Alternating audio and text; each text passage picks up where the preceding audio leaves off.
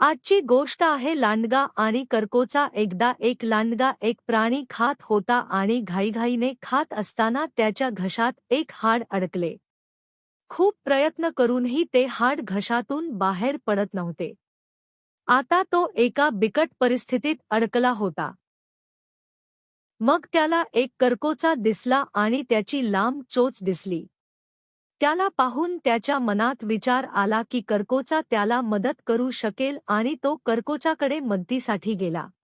त्याने करकोचाला त्याची मदत करण्यास सांगितले. त्या बदल्यात तो त्याला त्याचे बक्षीस देईल असे कबूल केले. लांडग्याच्या तोंडात आपली चोच घातल्याने त्याची इजा तर होणार नाही ना, अशी भीती सुरुवातीला करकोचाला वाटत होती, पण त्याला बक्षीस मिळण्याच्या लोभापायी तो हो म्हणाला. करकोचाने काही वेळातच लांडग्याच्या घशात अडकलेले हाड बाहेर काढले.